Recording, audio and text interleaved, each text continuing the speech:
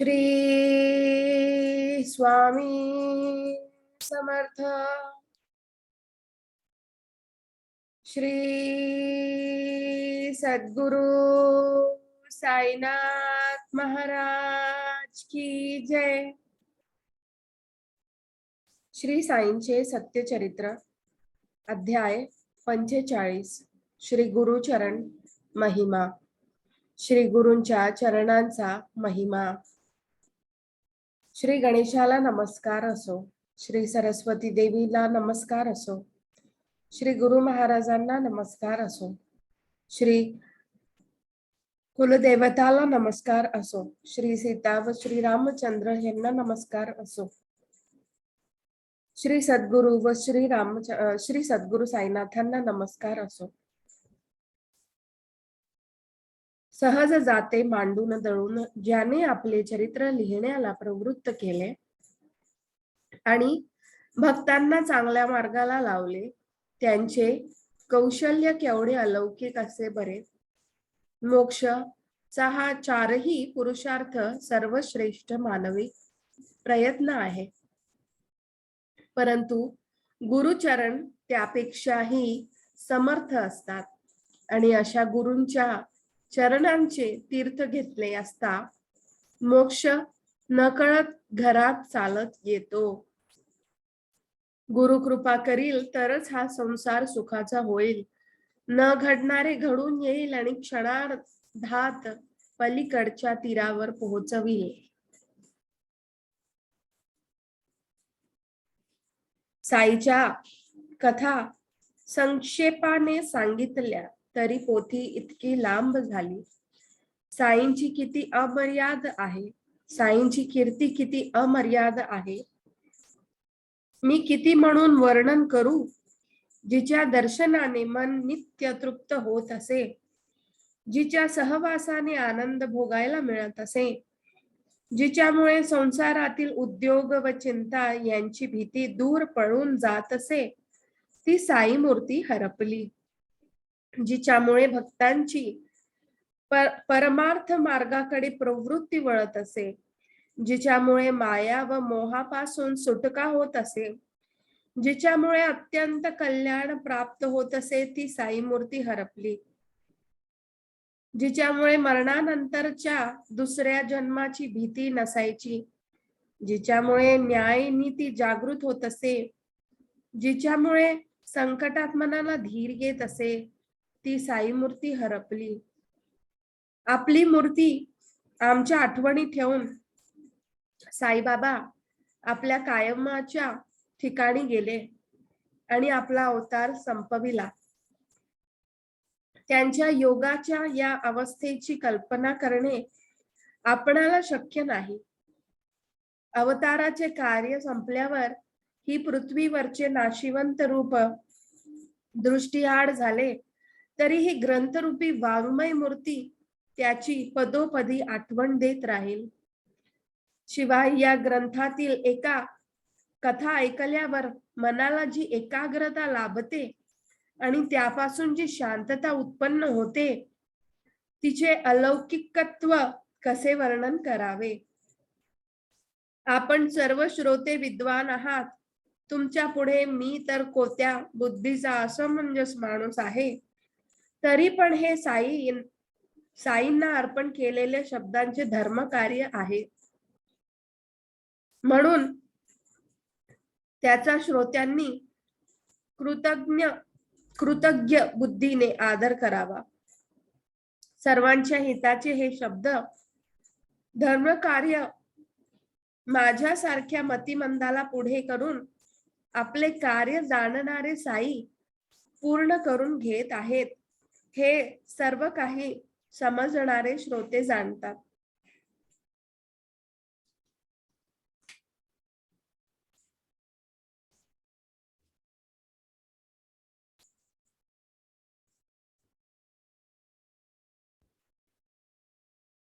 मन एकाग्र करून साईंच्या चरणांना वंदन करून जो या महामंगल व परम पावन कथा ऐकेल आणि जो भक्तियुक्त होऊन आपले हित साधण्याला उत्सुक असेल, आणि एकाग्र चित्त होऊन हे कथामृत सेविल त्याचे इच्छित ध्येय साध्य साई करून देतील. तसेच या संसारातील योगक्षेम व परलोकातील इच्छित पुरविल आणि अखेर त्याला कृतार्थ करील. साईंची केलेली सेवा कधीही वाया जात नाही.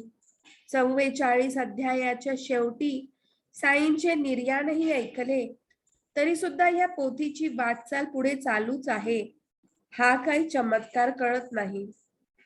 मागच्या अध्यायात साईंच्या निर्याणाचे यथाक्रम वर्णन पुरे झाले तरीही या साई लीलेची कांतीण क्षणभरही विश्रांती घेत नाही. खरे पाहता यात आश्चर्य नाही. मरण फक्त देहाला असते. हा साई मरणाच्या पलीकडचा आहे. पूर्वीप्रमाणे तो अव्यक्तात जाऊन बसला आहे. देह गेला, आकार गेला तरी तो अव्यक्तात जशाचा तसाच राहिला आहे. देह त्यागानंतर त्याचा लीला सर्वांना ठाऊकच आहेत. त्याही असंख्य असल्यामुळे वर्णन करू जाता ग्रंथाचा विस्तार वाढू नये म्हणून त्यातील फक्त तात्पर्यच श्रोत्यांपुढे ठेवूया. धन्य आमची भाग्याची स्थिती की ज्यावेळी बाबा शिर्डीत अवतरले त्याच वेळी आम्हाला त्यांचा हा सत्संग सहजासहजी पुन्हा लाभला. असे असूनही जर आमची संसारातून निवृत्ती प्राप्त झाली नाही, भगवंतांवर प्रीती जडली नाही, तर यापेक्षा आणखी अधपतन ते कोणते. सर्व 10 इंद्रियांना साईंची भक्ती असणे हीच त्यांच्या भजनाची खरी स्थिती होय. नाही तर डोळ्यांनी साईंची मूर्ती पाहत असताना बोलण्यासाठी तोंड उघडत येऊ नये. कानांनी साईंचे कीर्तन ऐकत असताना जीभ आमरसाच्या गोड स्वादाची चव घेण्यात मग्न असावी आणि साईंच्या चरणांचा स्पर्श करीत असताना मऊ गादीचा स्पर्श सोडणे सहन होऊ नये. साईंपासून जो एक क्षणही वेगळा राहील तो काय साई भक्त होईल. तसेच संसारापासून जो विरक्त नाही तो काय साई चरणी आसक्त म्हणावा. एका आपल्या पतीशिवाय दुसरा कोणी वाटेत समोर आला तर त्याला सासरा, दीर किंवा भाऊ समजून पतिव्रता स्त्री त्याला नमस्कार करण्याला तयार होते. तिचे मन न बदलणारे असते.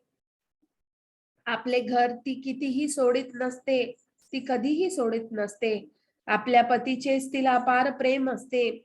दुसऱ्या पुरुषाला आपला पती मानून त्याच्याकडे तसे पाहण्याचे ती कधीही मनात आणीत नसते. तिला आपला पती तोच आपला एक पती असतो. इतर कोणी त्याची बरोबरी करू शकत नाही. त्याच्या ठिकाणीच तिची एकनिष्ठा प्रीती असते. शिष्यांचे सुद्धा गुरुपदी असाच तऱ्हेचे प्रेम असते. शिष्याच्या प्रेमाला पतिव्रतेच्या पतिप्रेमेची उपमा देतात, परंतु शिष्याच्या गुरुप्रेमाला सीमा नसते. त्या प्रेमाचा महिमा उत्तम शिष्यालाच ठाऊक असतो. असो, ज्यांची संसारातच मदत होत नसते ते परमार्थासाठी कुठून सहाय्य करतील. व्याही असो की जावई किंवा पत्नी असो, कोणाची खात्री बाळगू नये. माता पिता आपलेपणाने माया लावतील. हक्काचा मुलगा पैशाकडे लक्ष ठेवून असेल तर पत्नी आपले सौभाग्य टिकावे याची काळजी करीत राहते.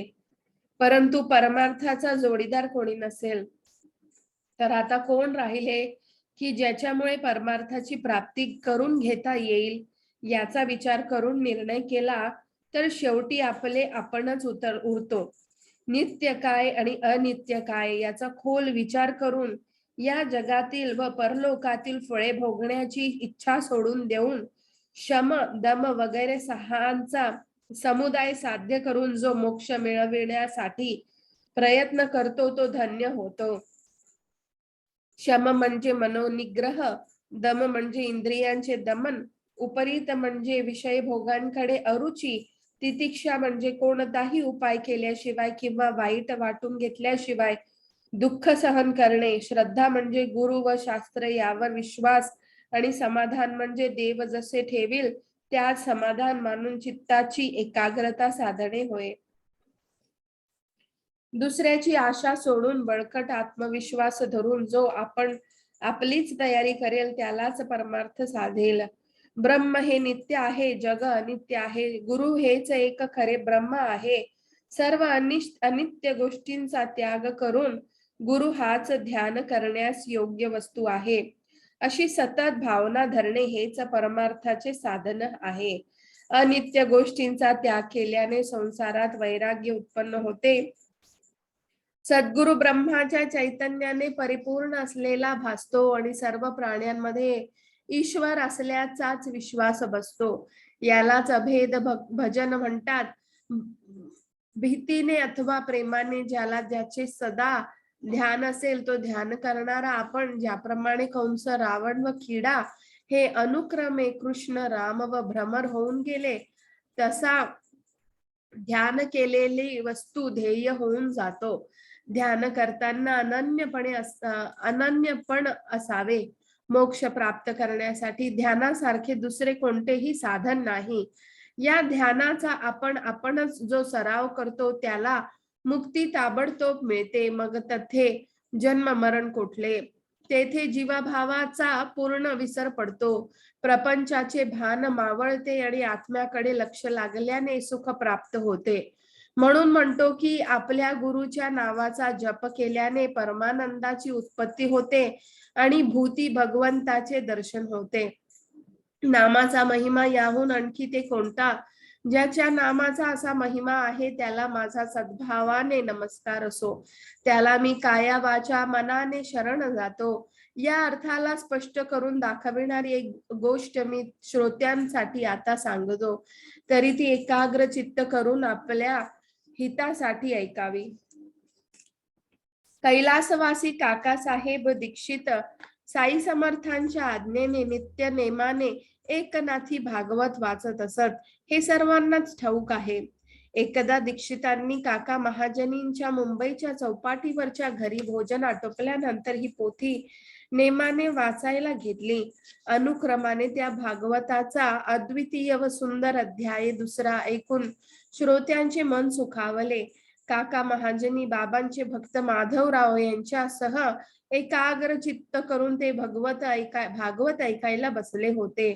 दैववशाने कथा देखील फार गोड की ज्यामुळे श्रोत्यांची हौस फिटावी आणि भागवत भक्तीची आवड जडावी अशी चांगली निघाली. ऋषभ कुळीची कीर्ती वाढविणारे 9 बंधू त्यांचेच गोड आनंददायक व बोधप्रद कथानक निघाले. ते नऊही भगवत स्वरूप होते. त्यांच्या पोटी अमर्याद क्षमा व शांती होती. भागवत धर्माचा महिमा ऐकून जनक राजा स्तब्ध व चकित झाला. अत्यंतिक क्षेम ते काय, हरीची परम भक्ती ती कोणती, हरीची माया पार करण्यास सोपी कशी होईल. तर गुरुचे चरण हेच अति कल्याणकारक असते. कर्म व अकर्म या सर्वांचे मर्म एकच की गुरु हे परमात्म्याचे रूप आहे आणि गुरुची भक्ती करणे हाच भागवत धर्म होय. नाथाने हरीचे चरित्र सांगून प्रत्येक अवताराची वैशिष्ट्ये वर्णन केली. तसेच पुरुषावतार कसा ओळखावा हे सांगून नारायणाच्या रूपाने वर्णन केले. पुढे चमसाने जनक राजासाठी भक्ती व करणाऱ्याच्या दुर्गतीचे निरूपण केले आणि वेदविहित कर्मे न केल्याने सर्व स्वाचा नाश कसा होतो हे सांगितले. सर्वांच्या हृदयात हरीचा वास असतो, म्हणून कोणाचा द्वेष करू नये. प्रत्येक देहात परमेश्वराला पाहावे, त्याच्याशिवाय किंचितही भाग रिकामा नसतो. शेवटी 9व्या कर्म भाजनाने कृत्य त्रेता वगैरे युगांमध्ये कोणत्या कोणत्या देवांच्या मूर्तीचे पूजन व ध्यान करावे याचा निर्णय सांगितला. कलियुगात हरीच्या व गुरुच्या चरणांचे स्मरण करावे हे एकच साधन आहे. त्यामुळे संसाराची काळजी व पुनर्जन्माची भीती नाहीशी होते. शरणागतांसाठी हरिगुरु चरण हेच त्यांचे संरक्षण करणारे स्थान आहे. अशी पोथी संपल्यानंतर काकासाहेबांनी प्रश्न केला, काय हो या नवनाथांची करणी, त्यांच्या वृत्तीची कल्पनाच करवत नाही. नंतर प्रेमाने ते माधवरावांना आणखी म्हणाले, कितीही ती अवघड भक्ती आम्हा मूर्खांनाही करण्याची शक्ती कोठली. आमच्या हातून हे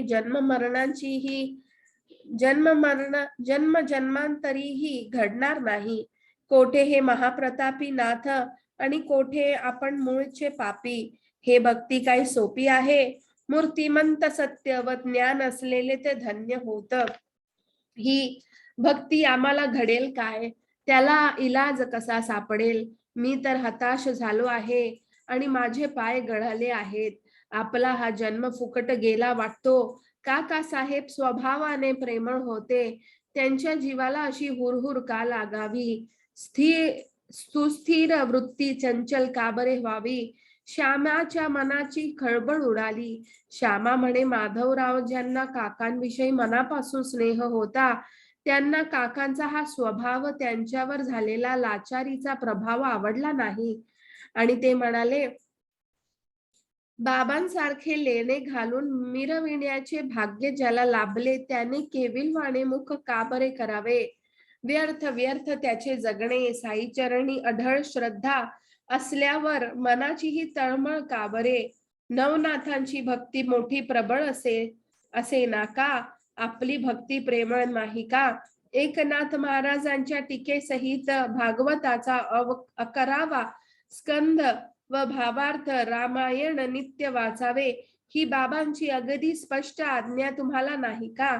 तसेच भगवंतांच्या व गुरुच्या चरणांचे स्मरण करीत राहावे, ही बाबांची सर्व मान्य शिकवण नाही का? यातच आपले संसाराचे भय पार करून जाण्याचे साधन आहे. मग तुम्हाला चिंतेचे कारण काय?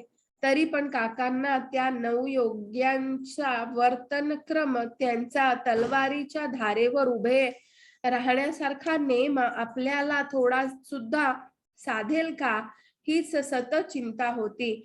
त्यांच्या जीवाला मोठी चुटपुट लागली की नवयोग्यांची भक्तीची अतिश्रेष्ठ आहे. आपल्यात ती कोणती उपायाने प्रकट होईल? तसे झाले तर देव खरोखरीच जवळ सापडेल. असो, काकांना अशी हुरहुर लागली आणि बसता उठता व झोपता हाच विचार मनात भोकू लागला. तोच दुसऱ्या दिवशी चमत्कार घडला. श्रोत्यांनी तो सविस्तर ऐकावा. अनुभवाचे आश्चर्य पहा. ऐन सकाळी आनंदरावजींचे आडनाव पोखाडे होते. ते माधवरावांना शोधत आले. तेही अगदी भागवत वाचायच्या वेळी आले आणि माधवरावांजवळ आपल्या स्वप्नाचे नवल सांगत बसले. इकडे पोथी चालली होती आणि तिकडे ते दोघे एकमेकांची हळूहळू कुजबुजत होते. त्यामुळे श्रोत्यांच्या व वक्त्यांच्या मनाची एकाग्रता भंग पावली. आनंदराव मनाचे चंचल होते. ते माधवरावांना स्वप्न सांगू लागले. असे ते दोघे बोलता ऐकता कुजबुज लागले आणि पोथी क्षणभर तशीच राहिली. मग काकासाहेबांनी त्यांना विचारले, असे काय नवल घडले? तुम्ही दोघे अगदी आनंदात आहात. आम्हालाही काय ते सांगा.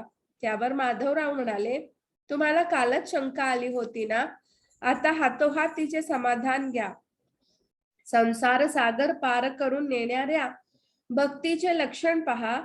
पाखंड्यांचे स्वप्न आणि बाबांनी दर्शन कसे दिले ते ऐका. आपल्या शंकेचे निरसन होईल. गुरूंच्या चरणांना नमस्कार करणे एवढीच भक्ती पुरी असते ते कळेल. मग ते स्वप्न ऐकायची सर्वांचीच प्रबळ उत्सुकता झाली. विशेष करून काकासाहेबांनी. कारण शंका ही आधी त्यांचीच होती. सर्वांची इच्छा पाहून आनंदराव स्वप्न सांगू लागले. चांगली व श्रद्धायुक्त मनोवृत्ती मनात असल्यामुळे श्रोत्यांनाही आश्चर्य वाटेल. एका महासागरात कंबरभर पाण्यात मी उभा होतो. तेथे आपण कल्पना नसताना श्री साई समर्थ डोळ्यांसमोर दिसले. रत्नखचित सिंहासन होते आणि त्यावर साई समर्थ विराजमान होते. त्यांचे पाय पाण्यात बुडलेले होते. असे त्यांचे ध्यान मी पाहिले. बाबांचे असे मनोहर रूप पाहून मला अत्यंत समाधान झाले. हे स्वप्नच आहे याचे भानच राहिले नाही. आणि बाबांच्या दर्शनाने मन अत्यंत सुखावले. काय त्या योगायोगाचे आश्चर्य. माधवराव तेथेच उभे होते. मला भावपूर्वक म्हणाले, आनंदराव, बाबांच्या पाया पडा हो. तेव्हा मी त्यांना उत्तर दिले की माझी ही फार इच्छा आहे, परंतु ते पाय पाळण्यात आहेत. माझ्या हातात काय बरे येतील? पाळण्यात पाय असताना मी त्यांवर डोकं कसे ठेवू? मी आता काय करावे हे मला मुळीच कळत नाही. हे ऐकून माधवराव बाबांना काय म्हणाले ते ऐका. देवा, पाण्यात बुडालेले ते पाय वर काढू पाहू. माधवरावांनी असे म्हणताच बाबांनी लगेच पाय वर काढले आणि आनंदरावांनी मुळीच विलंब न लावता ते धरून नमस्कार केला. असे चरण घट्ट धरल्यावर बाबांनी आशीर्वाद दिला. जा रे, तुझे कल्याण होईल. भीतीचे कारण काहीच नाही. बाबा आणखीन म्हणाले, पहा, माझ्या श्यामाला एक रेशमाचे काठ असलेले धोतर देऊन टाक, म्हणजे तुला सुख लाभेल. तरी ती आज्ञा शिरसामान्य करून मी एक रेशीम काठी धोतर आणले आहे. काकासाहेब, आपण ते आपल्या हाताने माधवराव घेतील असे करा. माझी ही विनंती मान्य करा. हे धोतर माधवराव नेसतील असे करा आणि मला सुखवा, म्हणजे मी तुमचा फार ऋणी होईल. आनंदरावांची ही गोष्ट माधवरावांनी स्वतः ऐकली होती. काकासाहेब जेव्हा हे वस्त्र त्यांना देऊ लागले तेव्हा त्यांनी ते घेतले नाही. त्यांचे म्हणणे होते की हे तर आनंदरावांना पडलेले स्वप्न आहे. आपल्याला काही खूण पटली पाहिजे. काही दृष्टांत झाल्याशिवाय आपण हे वस्त्र घेऊ नये. त्यावर काकासाहेब म्हणाले, आपण आता बाबांच्या म्हणण्याचा खरेपणा अनुभवून पाहूया. धोतर घेणे योग्य आहे की अयोग्य आहे हे चिठ्ठ्यांनी सूचित होईल. जशी चिठ्ठी बाबा देतील तशी त्यांची आज्ञा आपण मग मानूया. असे म्हणून त्याप्रमाणे वागण्याचे ठरवून त्यांनी बाबांच्या पायांपाशी चिठ्ठ्या टाकल्या. काकासाहेबांचा भार सर्वस्वी साईबाबांवर होता. कोणत्याही गोष्टींबद्दल ते आधी साईंचा विचार घेत आणि मगच पुढे त्यावर व्यवहार करीत. हे तर बाबांच्या बाबांच्या हयातीत होते, परंतु तोच क्रम त्यांच्या पश्चातही चालू होता. चिठ्ठ्या टाकून ते आज्ञा घेत आणि त्याप्रमाणे अगदी निश्चयपूर्वक वागत असत. कार्य मोठे असो वा लहान असो, चिठ्ठीने आज्ञा घेतल्याशिवाय प्राण गेला तरी काही करीत नसत. बाबांची आज्ञा हीच सर्वदा कसोटी होती. देहच जेथे आपला नाही, जो एकदा बाबांच्या पायी वाहिला तेथे मग त्यांचा हालचालीवर आपला अधिकार कुठला? पहा, या एका भावनेमुळे लाखो रुपयांच्या कमाईवर लाथ मारली, परंतु हा निश्चय त्यांनी मरेपर्यंत कायम ठेवला. तुझे इमान फळाला येईल. तुझ्यासाठी मी विमान धाडीन, त्यात बसून तुला मी नेईल. निश्चित मनाने तू राहा. पुढे बाबांच्या या कृपावचनांचा अक्षर अनुभव आला. काकांचे देहावसान अशा अपूर्व स्थितीत झाले हे श्री साई लीलेच्या वाचकांना ठाऊकच आहे. त्या स्थितीची आठवण झाली की विमानातून जाणे आणखी ते कोणते आणि गुरूंच्या नामस्मरणासह मरण आणखी ते कोणते असा विचार येतो. असे दीक्षित स्वतः निश्चयाचे पक्के होते. त्यांचे चित्त सदा साईचरणी लागलेले असे. इष्टमित्रांनाही तशीच शिकवण देऊन ते गुरूंच्या पायी विलीन झाले. असो, पूर्वीची जुळणी म्हणजे चिठ्ठ्यांची युक्ती दोघांनीही मान्य केली, कारण दोघांचेही काकांसमोर साहेबांवर प्रेम होते. नंतर वेळ न घालवीचा चिठ्ठ्या लिहिल्या. एका चिठ्ठीत धोतर घ्यावे आणि दुसऱ्या चिठ्ठीत त्याचा करावा अवहेर असे लिहून साईंच्या छायाचित्राच्या पायापाशी टाकल्या.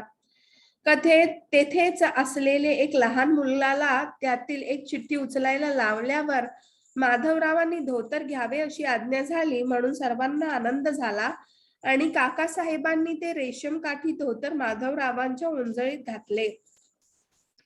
आनंदरावांचे स्वप्न होते आणि माधवरावांची चिठ्ठी होती. एकमेकांची ऐक्य घडले आणि दोघेही सुख संपन्न होऊन त्यांचा परमानंद पोटात मावेनासा झाला. माधवराव मनात खुश झाले आणि आनंद रावांनाही संतोष झाला. साई भक्ती वृद्धिंगत होऊन काकांच्याही शंकेचे निरसन झाले. असो, या सर्व कथेचे सार की ज्याचा त्याने विचार करावा ती गुरुच्या पायावर शिर ठेवल्यावर गुरुच्या मुखातून निघालेल्या शब्दांकडे लक्ष द्यावे. आपल्यापेक्षा आपली अवस्था, आपले या जगात करायचे कार्य किंवा मनात उठणारे विचार हे आपला गुरु अगदी सविस्तरपणे जाणत असतो आणि आपला उद्धार कसा करायचा हेही त्यालाच माहीत असते. जसा रोग तशी त्याची परीक्षा, तसेच औषध व अनुपान सद्गुरु शिष्याला संसार रूपी रोगाच्या निवारणासाठी देत असतो. गुरु स्वतः जे आचरण करतो त्याचे आपण अनुकरण करू नये, तर तुमच्यासाठी त्याच्या मुखातून जे बोल निघतील त्याप्रमाणेच वागावे. त्याच शब्दांवर लक्ष ठेवावे, त्यांचेच नित्य चिंतन करावे. तेच बोल तुमच्या उद्धाराला कारण होतील याची सदा आठवण ठेवावी. गुरु जे पोथी पुराण सांगतात ते त्यातील वचनांचे स्पष्टीकरण असते. आपण मात्र गुरुचा उपदेश ध्यानात ठेवावा. तेच आपले वेदवाक्य किंवा प्रमाण वचन समजावे. कोणत्याही संतांचे वचन कानाने ऐकावे, त्याचा अनादर करू नये. परंतु आपली आई जशी आपली काळजीपूर्वक जोपासना करील तशी दुसरी कोणी करील का? तिचा लेकरासाठी मायेचा खरा जिव्हाळा व कळवळा असतो. लेकराला तिच्या त्या सुख सोहळ्याची कल्पना नसते. लेकरू मागेल ती लाड ती पुरवीत असते. या सृष्टीत संत अमाप आहेत, परंतु आपला बाप तो आपला बाप. श्री साईबाबांच्या तोंडचे कळकळीचे शब्द आपल्या हृदयरूपी कागदावर कोरून ठेवा. म्हणून साईमुखीचे जे बोल असतील त्याकडेच आपले नीट लक्ष ठेवा. शेवटी तो कृपेचा भंडार संसारातील आपली तीनही प्रकारची दुःखे दूर करील. त्याची युक्ती त्यालाच ठाऊक असते. आपण त्याच्या अद्भुत लीला सहजपणे कशाला घडून येतात ते कौतुकाने डोळ्यांनी पाहावे. दुसरा एक म्हणतो म्हणून त्याचे सर्व ऐकून घ्यावे, परंतु आपले ध्येय सोडू नये आणि आपल्या गुरुच्या वचनाचा विसर पडू देऊ नये. यातच आपले परम कल्याण आहे. यातच आपली संसाराची व पुनर्जन्माची भीती पार करून जाणे आहे. यातच आपले सगळे पोथी पुराण आहे आणि आपले जप तप व अनुष्ठानही हेच होय. सूर्यापुढे अंधार कुठला? अशा गुरुपुत्राला संसार सागर नाही. तुम्ही सृष्टीवर कोठेही जवळ किंवा कितीही दूर 7 समुद्रांच्या पलीकडे असला तरी गुरुच्या भक्तांची साठी अत्यंत प्रेम असते. असे लिहिता लिहिता एकाचे पाहून दुसऱ्याने तसे केले असता त्याचा जीव दुःखात कसा सापडतो याबद्दल एक कथा मनाला आठवली ती आता सांगतो. एकदा बाबा माळसापटीसह मशिदीत असताना पूर्वीच्या फळीच्या बिछाण्याची एकाएकी त्यांना आठवण झाली.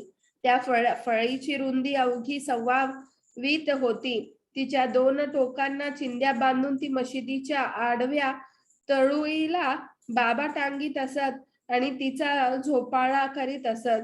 अंधारात निजू नये म्हणून उशा पायथ्याशी रात्री पण त्या पेटत ठेवून त्या फळीवर ते झोपत असत. या फळीचा मुळासकट सर्व वृत्तांत पूर्वीच्या 10व्या अध्यायात आधीच वर्णिलेला आहे. आता येथे त्या फळीचा महिमा ऐका. एकदा बाबा त्या फळीचे महत्व मनापासून असेच वर्णन करून सांगत असताना काकासाहेब दीक्षितांच्या मनात एक कल्पना आली, ती ऐका. ते बाबांना म्हणाले, फळीवर झोपायचे असेल तर मी तुमच्यासाठी प्रेमाने ती टांगून देतो, मग तिच्यावर आपण स्वस्थ चित्ताने निजावे. बाबांनी त्यांना उत्तर दिले, माळसापटीला खाली सोडून मी आपणच कसा वर निजू? बरं, मला ती खाली आहे. बरं, मी खाली आहे तो. त्यावर काका म्हणाले, मोठ्या प्रेमाने म्हणाले, आणखी एक फळी टांगून देतो, एकावर आपण झोपावे, माळसापती दुसरीवर झोपतील. त्यावर बाबांचे उत्तर पहा, तो कुठला फळीवर झोपतो? ज्याच्या अंगी पूर्ण योग्यता असेल तोच फळीवर निजू शकेल. फळीवर निजणे सोपे नाही. माझ्याशिवाय तिच्यावर कोण झोपू शकेल? झोप घालवून डोळे उघडे ठेवून जो राहील त्यालाच ही फळीवर झोपणे शक्य होईल. मी झोपू लागलो असता या माळसापतीला आज्ञा करावी की माझ्या छातीवर हात ठेवून जवळ बसून राहा, तर तेही काम याच्याकडून होत नाही. बसल्या जागी डुलक्या घेतो.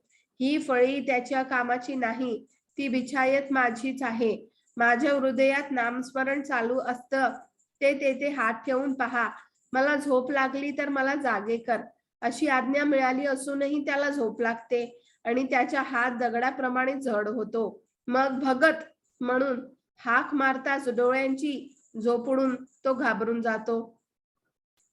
ज्याला जमिनीवर बसवत नाही, ज्याची बैठक स्थिर नाही, जो माणूस रात्री झोपेच्या अधीन झाल्यावर एखाद्या दगडाप्रमाणे जड व निश्चल होतो, तो उंचावर कसा झोपेल? म्हणून बाबा वेळ प्रसंगी भक्तांच्या प्रेमामुळे सारखे म्हणत असत, आपुले आपल्यासंगे दुजिया दुजिया संगे. आपण आपल्या शक्तीप्रमाणे जमेल तसे करावे आणि दुसऱ्याला त्याच्याप्रमाणे करू द्यावे. आपण तसे करण्याच्या भानगडीत पडू नये. आपले कर्म आपल्या बरोबर येते आणि दुसऱ्यांचे दुसऱ्यांबरोबर जाते. साईनाथांची करणी अगाध आहे म्हणून हेमाडपंत त्यांच्या चरणी लागला आहे आणि त्यांनीही कृपा करून आणि आशीर्वचन व आशीर्वाद देऊन त्याला आपल्या चिंतनात अखंड ठेवले आहे. सर्वांचे कल्याण असो अशा प्रमाणे संत व सज्जन यांनी प्रेरणा केलेले भक्त हेमाडपंत यांनी रचलेले श्री साई समर्थ यांच्या सत्यचरित्राचा श्री गुरुचरण महिमा नावाचा 45वा अध्याय समाप्त झाला. श्री सद्गुरु साईनाथांना अर्पण असो. सर्वत्र मंगल असो. श्री स्वामी समर्थ. श्री सद्गुरु साईनाथ महाराज की जय.